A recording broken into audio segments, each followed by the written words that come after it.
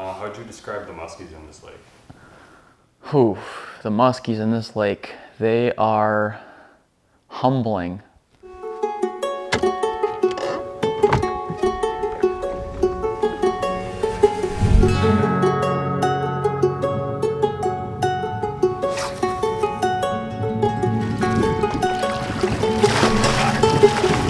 Oh my God, I'm shaking. My leg is really stretching. It's a pretty good one.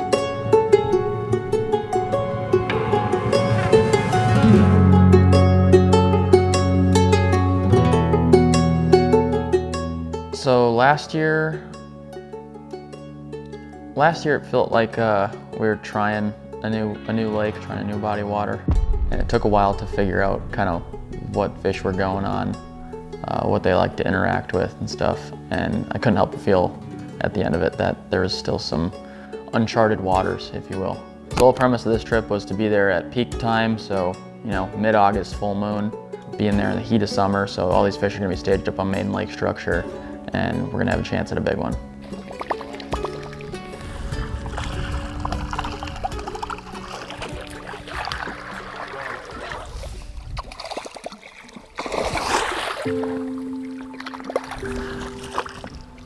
It's trout water, so there's potential for really big fish in there, and there's a lot of them. It's a deep, clear lake that has lots of structure, lots of rock, has some weeds. Clear water system, the one that we're fishing, has 20 to 30 foot clarity. I mean, it's crystal clear. It's an absolute musky factory.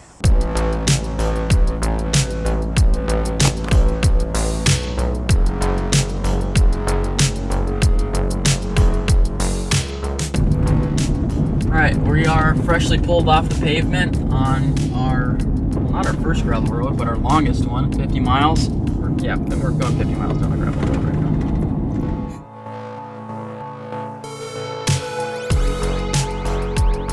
I mean, it's still one of the sketchiest boat launches that I've been to.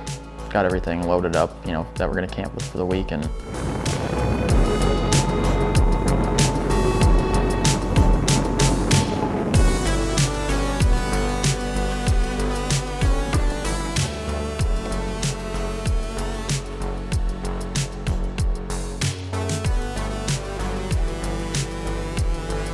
made it out on the water by like 8 p.m. So we went to our favorite spot, and I remember Adam saying to me in the boat, he's like, "Do you think we'll catch a walleye on a musky bait or see a muskie first?" I think we'll see a muskie first. Yep, there's one right there. Hold on. Slow on. Big boy. Oh, right here. Right here. Back here. You see it? Open. All right. Right at moon. There's one.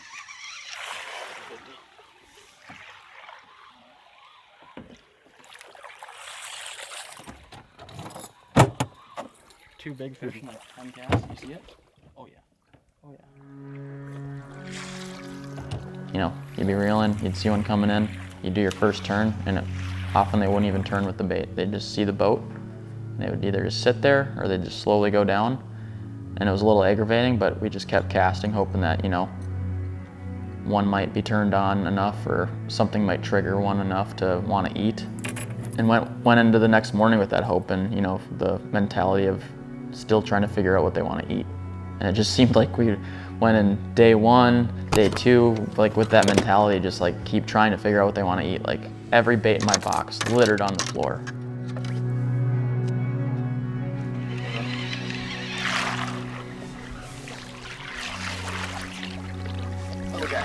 Oh, another one. Two.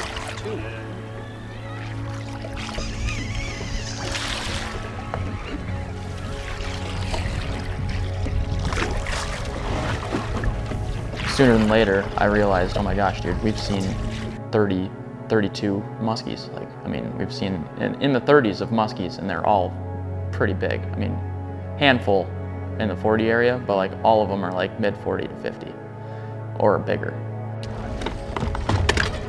He's fishing this lake right here.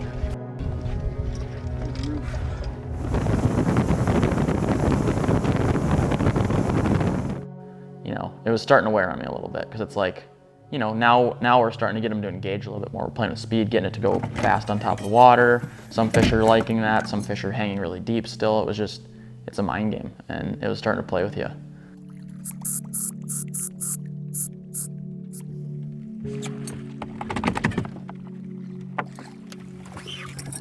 The only thing I'm getting bit by is damn mosquitoes.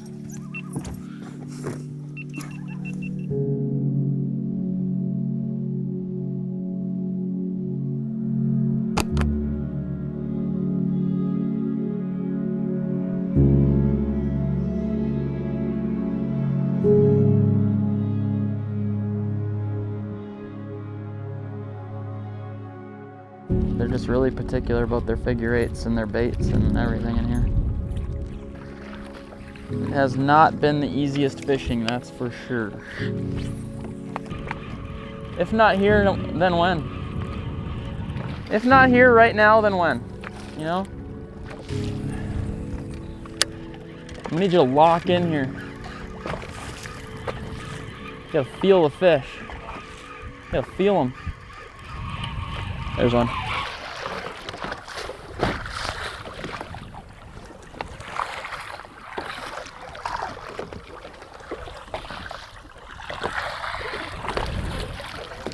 Dude, my priorities when I go on fishing trips just get so messed up. It's like, I need to do the things that I need to do. I need to eat. I need to get calories in my body to be able to function. I need to drink water, and I need to fish.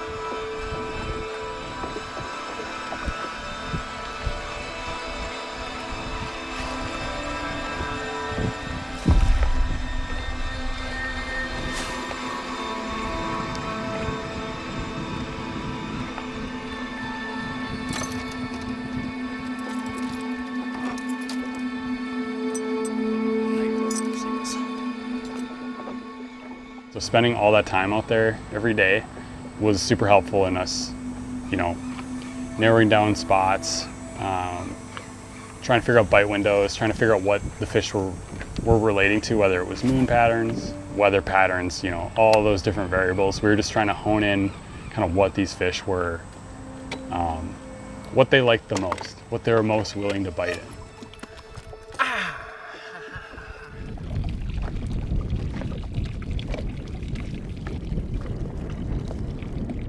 So I think it was day 3, day 4. We pulled up on this one kind of cabbage reef, cabbage rock reef. Nothing too crazy about it. Yeah, pull up there, do a few casts. I think I had like a mid 40 come follow in, dart off, and I was like, wow, okay. Keep casting, and then I'm standing there in the back of the boat, and I look off, and I swear I saw like a rock or a weed, or I couldn't really tell what it was. It just didn't look right. So I was like, I was sitting there thinking about it. Mav's still fishing, and we're still moving. So at this point, we're past that spot. So I pitch back, you know, probably 30 feet behind the boat.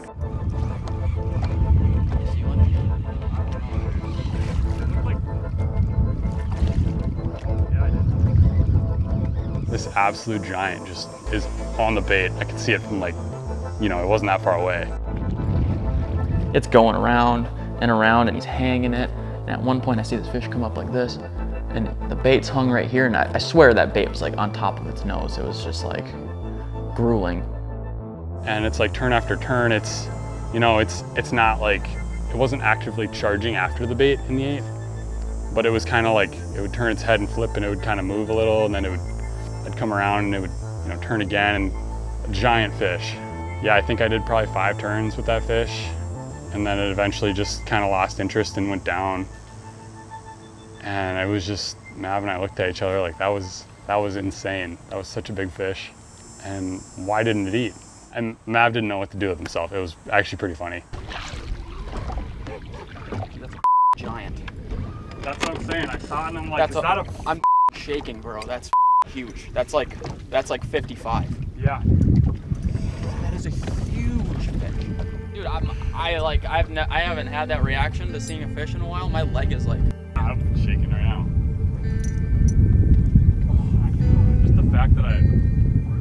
I was looking at that fish for like 10 seconds. Just like standing here, and I'm like, is that a fish? Is that a rock?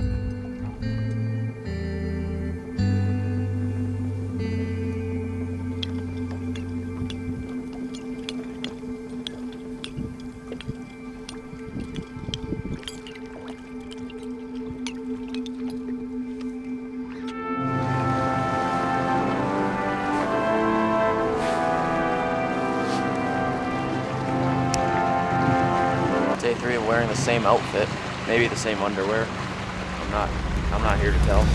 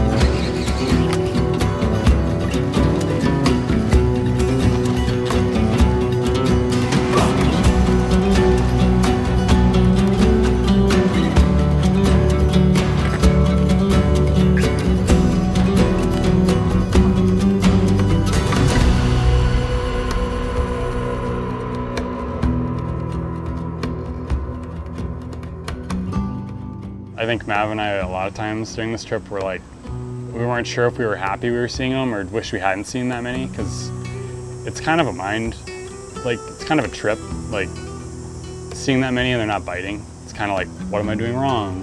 And you kind of get in your head about the different, you know, all the different factors and things involved.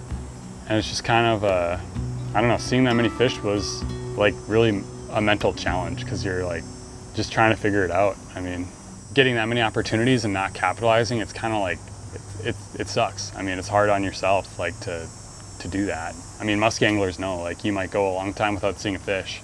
So, like, when you finally get that chance, it's, like, very important that you do your best to catch that fish. So, to see that, have that many fish come into the boat and not act like how you'd want them to was frustrating and confusing and troubling. I don't know. All you can do is keep fishing, really. I mean, that's what we did. So, Lord, I was born a handsome man, trying to catch a muskie and catch him the best I can. When it's time for me to, I hope you understand that I was born a musky man. I would categorize these muskies as aggravating, because often you can see them and, you know, sometimes they're willing to react, sometimes they're not, but you really got to work on those days where they got lockjaw to even get one bite a day. It almost seemed like this is like an advanced musky fishery. Like you got to be pretty dialed coming into it. We were fishing our favorite spot. It was the one that we started the trip off on. Seen a bunch of fish there. We actually let that spot rest for an entire day before fishing it again. We got up to our favorite part of the spot. There's this green buoy just floating there. And I remember I'm cranking in and I see this one on it, and it's kind of doing the same thing that every fish has been doing. You know, it's pretty close to it, not like directly on it. I came into my first turn and I just watched this thing go straight underneath the boat. Like, just keep doing circles. I think I made it around like 8 times in the figure 8, counted. And I was about to give up. I'm like looking at my graph, like seeing if I can see it on side imaging. And then all of a sudden, like I look at my graph and I come up and I see it deep. So I do one more big circle and I go all the way down into the water, pull it back up, and now it's on my bait. Come back again, another big circle, hang it, and I just watch this thing barely nip that treble hook.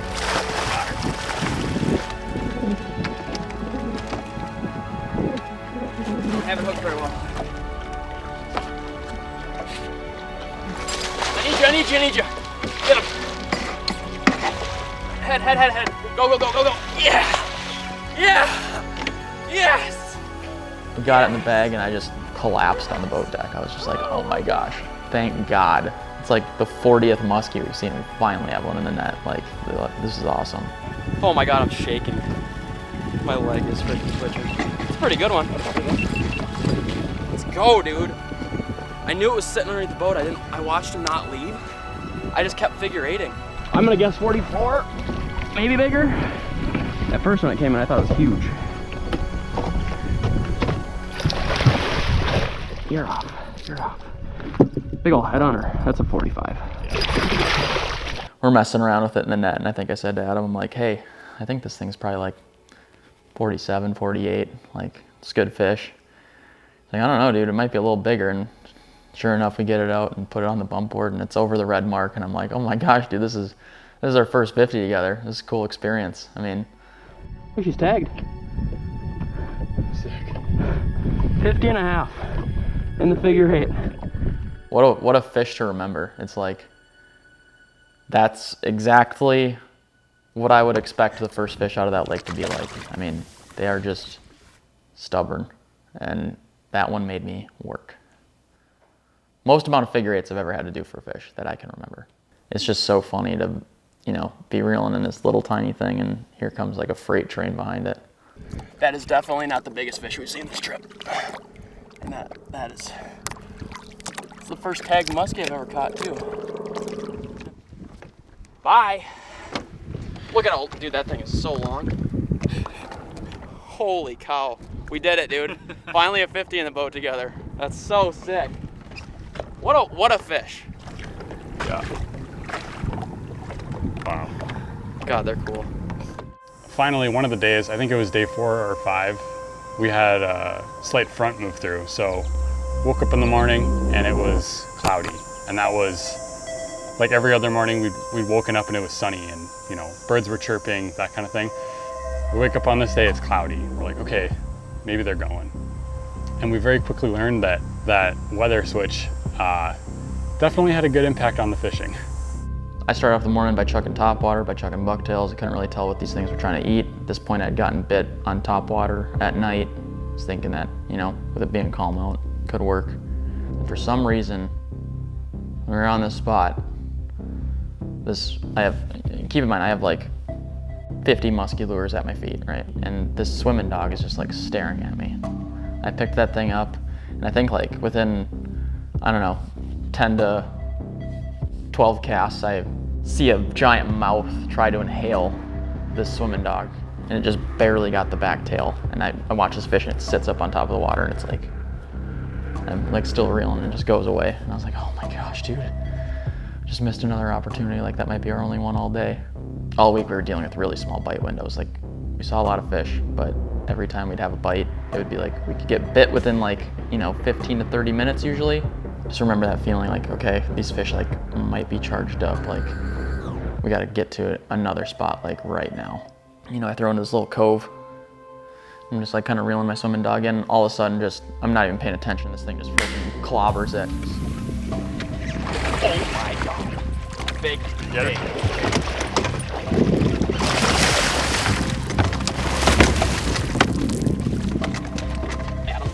Adam. And that's stuck in like the boat cleat, stuck on like everything inside of the boat, right? We got like tripods, and this thing's kind of like just sitting there for me, and I'm like freaking out a little bit, like, Adam, I need you right now. Like this thing is right here. It's like, you know, there's like maybe 2 netting opportunities, and Adam got it done, got it off the cleat, and got the thing in the net. There you go. Let's go, buddy.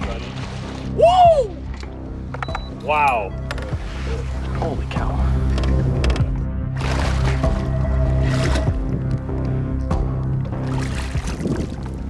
Definitely smaller than the first fish, but that is a nice one.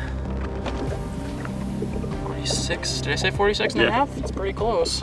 Yeah. Is there a lip there? 46 and a quarter. First muskie on a swimming dog. And I just remember like, oh, today it's on. Like these fish are chewing right now. Like we got to keep moving and see if we can get another one. And it was a feeling of elation after, you know, 5 days of grinding super hard and having to work really hard for them. Having one smoke it on the cast like that twice gave me some hope for the day. I was like, this is our time to make this trip go from good to great. That thing is cooked. The bite window that was supposed to last 30 minutes ended up being like a couple hours, if not 6 hours. You know, it was almost all day. We gotta move.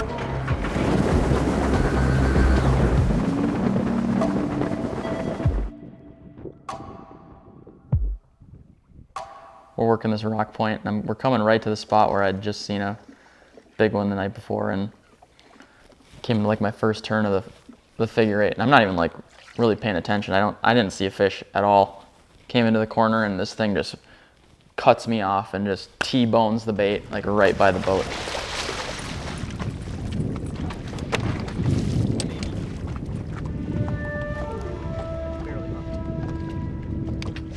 Head out of the water right away, just shaking. And I can just see that there's one hook, and I can't tell if it's like in the corner, if it's like right in the top lip, and I'm freaking out. Like I'm free spooling this fish. I'm like, this is a big one, like we gotta get it in the bag. And that one was pretty smooth. Got it right in the net.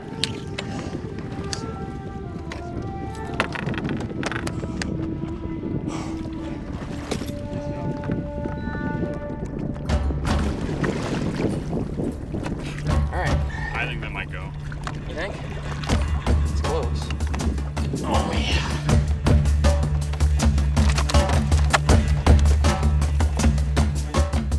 All right, another fish. Get a measurement on it. It's 50. Again, broke 50. It's 50 and a half. Really funny to catch them to the same size, but 50 and a half inches, and broke 50 for a second time with Adam on my boat. It's like when it rains, it pours, right? Well,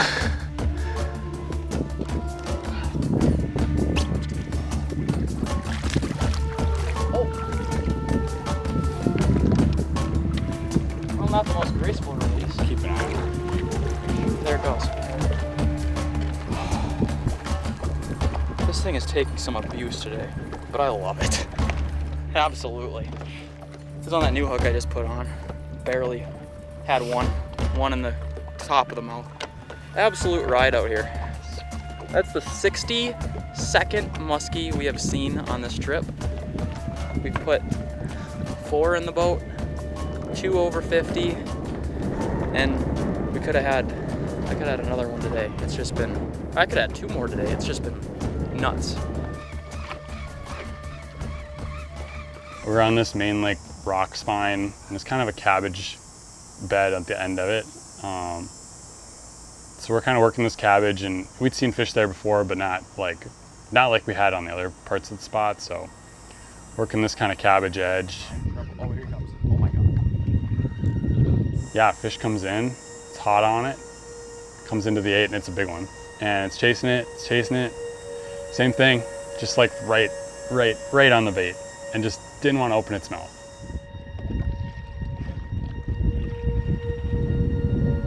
You might go hours, days, weeks without seeing a fish, and then to have one commit like that and come in and show interest is like, it's super exciting, and it's just like you kind of black out. Like I don't even remember really like what happened in that moment, but That was the fish I just had bite me. I might cry. That was huge. That was like a 55, 54. That was borderline as big as your fish is. You know, fishing out of the back of the boat can be a tough go sometimes. I think, if there's a really active fish, sometimes it doesn't matter what kind of bait you have on, that they're just gonna charge and try to eat anything.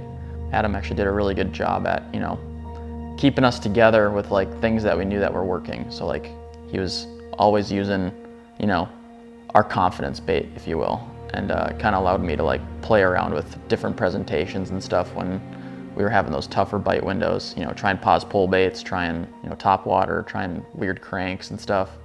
And at the beginning of the trip, Adam had a lot of our really big ones follow in.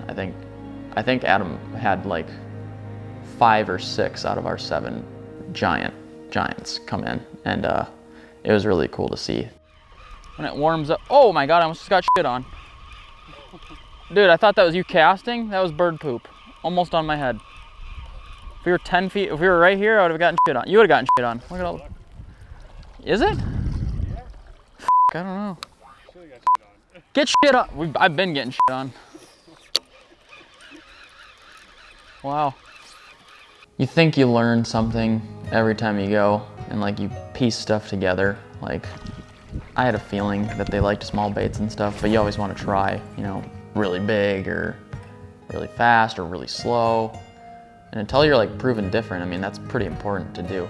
It's just one of those fish that's always gonna leave you wanting more, you know? And we saw 82 fish all week. Caught, what was it, 4 total? In my opinion, like, it's a pretty awesome trip. Like, being able to get that many fish engaged and seeing them. Of course, you want them always to eat, but I guess wouldn't want any other way. I don't know many lakes that I can go to where I can have opportunities like that.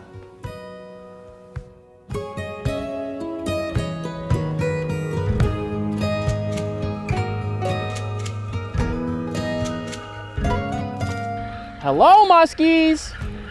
We're here! Eat the food. What's going on over here? Oh. Brushing teeth. Mm-hmm.